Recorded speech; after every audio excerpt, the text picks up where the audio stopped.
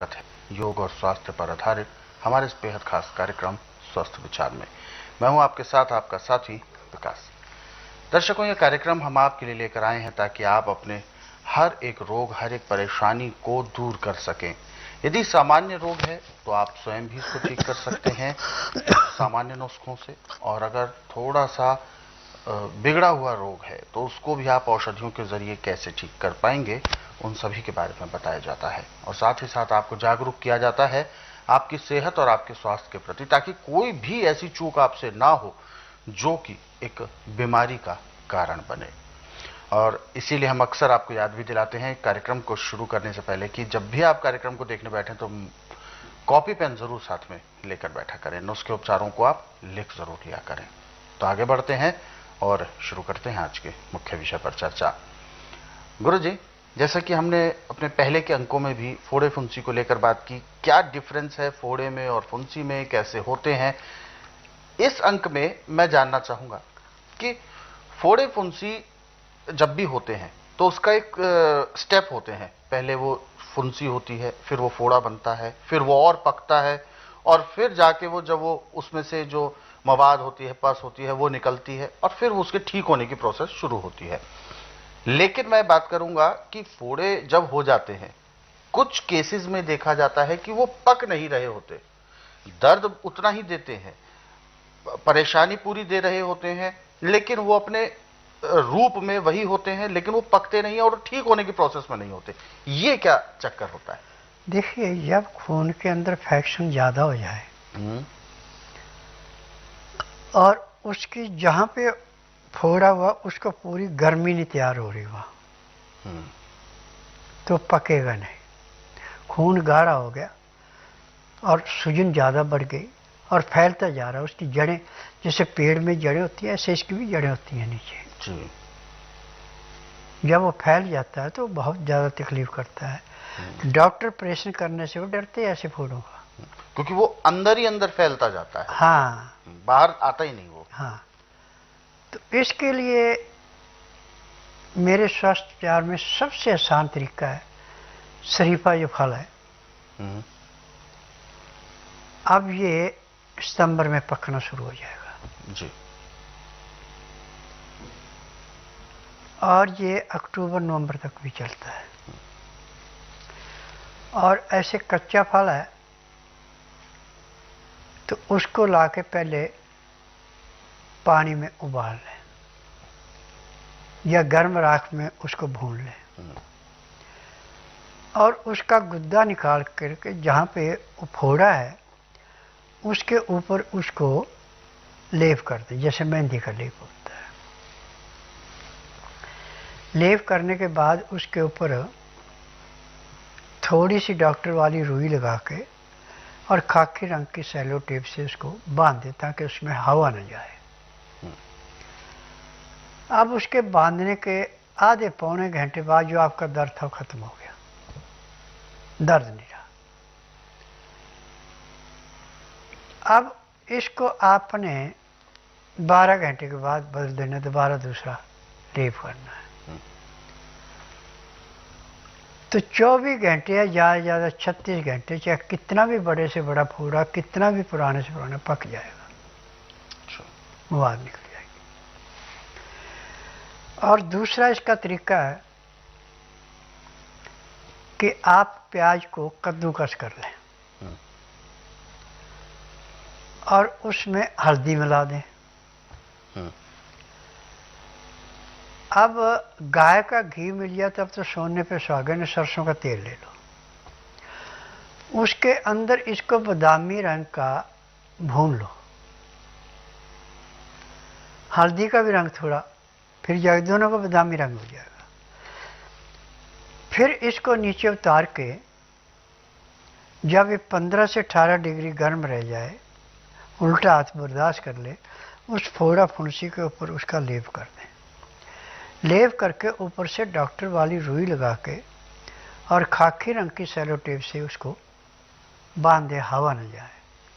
उसके बांधने के 15-20 मिनट के बाद दर्द तो वहाँ बिल्कुल रहेगा नहीं, दबाएंगे तो भी दर्द नहीं होगा, परंतु ये आपको हर 12 घंटे बाद बदलना पड़ेगा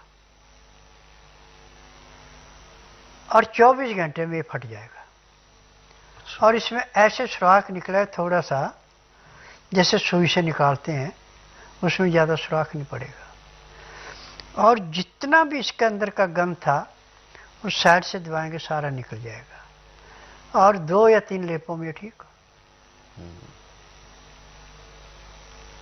परंतु खान पान पर ध्यान देना,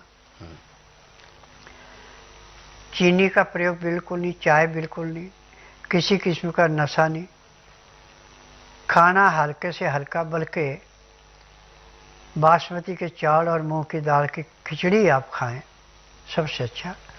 खिचड़ी में भी सिर्फ आपने हल्दी, सिंधा या काला नमक नाम मात्र के लिए और काली मिर्च, और खाते समय यदि आपको चिकनाहट की आदत है तो गाय का घी है तो सोने पे सुहागा। यदि आप खुद घर में गाय भैंस रखी है, बकरी रखी है, उसके दूध से आपने मक्खन बना के घी बना रखा, उसको ले सकते हैं। परंतु जो आप डेयरियों का दूध लेते हैं, उसका मक्खन बनाते हैं, उससे घी बनाते हैं, वो भी शुद्ध नहीं है, क्योंकि उसमें केमिकल पड़े हुए हैं। यदि उसमें केमिकल न डालें तो आपको दूध मिलेगा नहीं, वो फट जाएगा, तो भी नुकसान करता है। और जितने भी आपके घी कहीं से भी आ रहे हैं, उनको जब आप लेबोरेटरी में जाके टेस्ट करेंगे तो उसके अंदर भी आपको केमिकल मिलेगा। केमिकल ज़्यादा नुकसान करता है। तो इससे अच्छा है कि सरसों के तेल को या तिल के तेल को या अलसी के तेल को या गोले के तेल को उबाली देके और अपनी दाल सब्जी में ऐसे डालना, उसमें भूनना कुछ नहीं, तो आपकी चिकनाहट का काम भी पूरा होगा और अंदर आंतों के अंदर भी वो जाके लाभ करेगा। ये इसमें फायदा होता है। हाँ, यदि आप मेरा प्रोग्राम नियम से देख रहे हैं, सुन रहे हैं, समझ रहे हैं, लिख के रख रहे हैं या इसको मोबाइल में सेव कर रहे हैं, तो मैं तो ये कहूँगा कि जब तक आपके शरीर के अंदर सांस है, आपको किसी डॉक्टर हकीम के पास जाने की ज़रूरत नहीं है। जो नुस्खे मैं आपको टीवी पे बताता हूँ उनको आप अपनाएं, और जो भी छोटा मोटा कोई रोग हो जाए उससे मुक्ति पाएं। बड़ा रोग छोटे रोग से होता है। जब आप एलोपैथिक दवाई, आयुर्वेदिक, यूनानी, होम्योपैथी को खाते हैं, वो सिर्फ आपको गुमराह करने की दवाइयाँ, पूरा उसमें रोग का उपचार नहीं है। इस बात को मैं इसलिए कह रहा हूँ कि मैं नाड़ी वैद्य हूँ। जब आदमी हर जगह हार कर मेरे पास आता है तो मैं उससे पूछता हूँ कि कितने डॉक्टरों का कर्जा दिया। दवाइयाँ कर्जा ही है। जब वो कहते हैं ये हम इतना दे चुके हैं, भैया यदि परहेज से दवाई खाएंगे आज ही मुझे 20% आराम मिल जाएगा, और 15 दिन में आपको 50 से 60% आराम मिलेगा। 1 महीने में आपका रोग समाप्त होगा, दवाइयाँ बंद हो जाएगी। मेरे आश्रम की दवाई सारी वो नहीं खानी पड़ती, क्योंकि मैं जड़ी बूटियों से दवाइयाँ बनाता हूँ। मुझे 10,000 जड़ी बूटियों की पहचान है जिनसे दवाइयाँ बनाता हूँ। मेरी अपनी फार्मेसी दवाइयाँ बनाने की, दवाइयाँ रजिस्टर्ड है, पेटेंट है, इनका साइड इफेक्ट कोई नहीं है। तो गुरु जी, जैसे कि आपने स्वस्थ विचार के बारे में बताया, तो स्वस्थ विचार संस्थान में इस तरीके के जो रोगी आते हैं, तो क्या केवल औषधियां उनको दी जाती हैं सेवन के लिए जिससे वो अपने आप को इन्फेक्शन को ठीक करते हैं, या औषधियां लगाने की भी होती हैं, या क्या उसका प्रक्रिया क्या होती है? देखिए, उसके रोग के अनुसार दवाइयाँ खाने की हैं, पीने की हैं, मालिश करने के तेल हैं, आँख में, नाक में, कान में डालने की दवाई, दांत मंजन है, सब जड़ी बूटी हैं। और कहीं फोड़ा फुंसी है, कोई जख्म खराब हो गया जहाँ डॉक्टर ने कह दिया भाई ये ठीक नहीं होना, तो वो भी यहाँ पे आके ठीक होता है। कितने समय में लगभग ये सब चीजें ठीक हो जाती हैं? देखिए, चाहे 20 साल पुराना जख्म है, महीने 1.5 महीने से ज़्यादा टाइम नहीं लगता, जख्म भर जाता है। रोग कितना ही पुराने से पुराना, महीना 1.5 महीना, ज़्यादा ज़्यादा 2 महीने, रोग समाप्त हो गए, दवाइयाँ बंद हो गई। मेरे आश्रम की दवाई सारी उम्र नहीं खानी पड़ती। तो बिल्कुल दर्शकों, ये जो बातें अभी गुरुजी ने बताई हैं, कुछ नुस्खे बताए हैं जिसको आप कर सकते हैं। सामान्य यदि कोई भी रोग होता है तो आप अपने उपचार स्वयं कर सकते हैं, इन विधि जो बताई गई हैं उनको अपनाकर। लेकिन जब रोग बड़े होते हैं, भयंकर होते हैं या बिगड़ चुके होते हैं, तो ऐसे में स्वस्थ विचार आश्रम आने की आपको सलाह दी जाती है, क्योंकि यहाँ पर औषधि उपचार होता है और उन्हीं से आप अपने आप को ठीक कर सकते हैं। क्योंकि घरेलू नुस्खे सामान्य समस्या के लिए तो कारगर होते हैं, लेकिन बड़े रोगों के लिए कारगर होंगे, परंतु समय बहुत ज़्यादा लगेगा और शायद इतना लंबा समय किसी भी रोग को देना ठीक नहीं है। इसलिए रोग है तो उसका जल्द से जल्द निदान भी होना चाहिए। तो इसीलिए आपको सलाह भी दी जाती है, अगर कोई बड़ा रोग है तो एक बार आप स्वस्थ विचार आश्रम आकर नाड़ी परीक्षण जरूर कराएं और फिर औषधि उपचार प्राप्त कर सकते हैं। आने से पहले आप एक बार नियमों के बारे में जानना आपके लिए ज़रूरी है, क्योंकि नियमों में बहुत सारी ऐसी चीज़ें जो आपको ध्यान रखनी होंगी। खाली पेट आपको आना है, बिल्कुल खाली पेट। ना तो पानी पीना है 12 घंटे, ना ही आपको कुछ अन्न का एक दाना मुंह में लेना है। यानी जिस दिन भी आपको सुबह आना है, सुबह 9 बजे आपको पहुंचना है, तो उससे पहले रात्रि में आप रात्रि का जो भोजन करते हैं वो 9 बजे से पहले पहले कर लें। रात्रि 10 बजे के बाद से आपको कुछ भी नहीं खाना है, कुछ भी नहीं पीना है, जब तक कि अगले दिन सुबह नाड़ी परीक्षण नहीं हो जाता। इन बातों को आपको विशेष तौर पर ध्यान रखना है। सभी रोगियों के लिए ये हिदायतें हैं, महिलाओं के लिए भी यही हिदायतें हैं, लेकिन एक विशेष और आपको नियम है महिलाओं के लिए, सूट सलवार में आना है। इस बात का आप विशेष ध्यान रखें, नाड़ी वाला सूट सलवार पहनकर आएं, तभी नाड़ी परीक्षण किया जाएगा। बाकी अधिक जानकारी कोई भी किसी भी तरीके की आप लेना चाहते हैं तो हेल्पलाइन नंबर्स पर आप अवश्य कॉल करें, नंबर आपके टीवी स्क्रीन पर है। और दर्शकों, यदि आप भी इस कार्यक्रम से जुड़ना चाहते हैं, कोई भी ऐसा सवाल जो आपके जहन में है आपके शारीरिक कष्टों को लेकर, तो आप हमें कॉल कर सकते हैं या व्हाट्सएप के जरिए भी मैसेज भेज सकते हैं।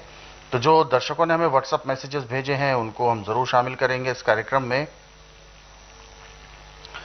एक मैसेज हमें भेजा है नंद किशोर जी ने, और ये बात कर रहे हैं उत्तर प्रदेश से, और इन्होंने बताया है, गुरु जी नमस्कार, कार्यक्रम ये कुछ समय से इन्होंने देखना शुरू किया है और बहुत अच्छा कार्यक्रम लगता है, और ऐसा लगता है कि शायद इस कार्यक्रम के जरिए हम अपने बहुत सारे रोगों को ठीक कर सकते हैं। परंतु इन्होंने अपनी एक जो विकट समस्या बताई है वो ये कि इनकी पत्नी है जिनकी पित्त की थैली में 2 पथरी हैं, 16 mm और 16 mm.4 mm की है, और तिल्ली भी साथ में बढ़ी हुई है।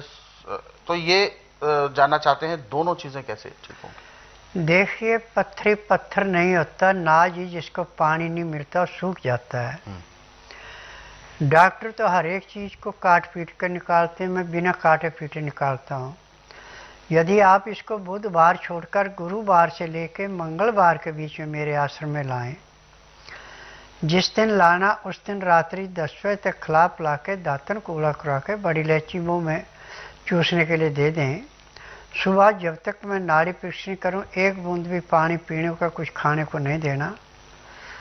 9 से 10 के अंदर इसका नामकरण कराना, 10 से 12 मैं नाड़ी परीक्षण करूंगा। नाड़ी परीक्षण में पैर के तलुए से सिर के बाल तक की MRI, CT scan, x ray, ultrasound, ECG, sonography, सब कुछ 5 सेकंड में हो जाए। फिर उसके बाद दवाइयाँ खाने की हैं, पीने की हैं, मालिश करने के तेल हैं, आँख में, नाक में, कान में डालने की दवाइयाँ, दांत मंजना, ये सब जड़ी बूटी हैं। मुझे 10,000 जड़ी बूटियों की पहचान है जिनसे मैं दवाइयाँ बनाता हूँ। मेरी अपनी फार्मेसी दवाइयाँ बनाने की, दवाइयाँ रजिस्टर्ड है, पेटेंट है, इनका साइड इफेक्ट कोई नहीं है। आप जिस दिन मेरे पास आएंगे उस दिन के बाद इसको दर्द नहीं पड़ेगा, और पित्ते की पत्थरियाँ भी ऐसे समाप्त होगी जैसे कूड़े करकट के ढेर को माचिस की तिल्ली जला के समाप्त करती हो, ढेर बिल्कुल समाप्त हो जाता है। और तिल्ली भी अपने नॉर्मल आकार में महीने 1.5 महीने में आ जाएगी, क्योंकि जिसका इलाज पूरे संसार में कहीं नहीं उसका इलाज है मेरे पास। मैं नाड़ी वैद्य हूँ, ना तो मुझे टेस्ट रिपोर्ट चाहिए, ना आप मुँह से बोलेंगे। यहाँ पे 12 घंटे पेट खाली या नब्ज देख के मैं खुद बोलूँगा कि आपको तकलीफ है। बिल्कुल, तो आपकी जो समस्या है वो बिल्कुल ठीक होगी और इसके लिए आपको स्वस्थ विचार आश्रम आने के लिए गुरुजी ने सलाह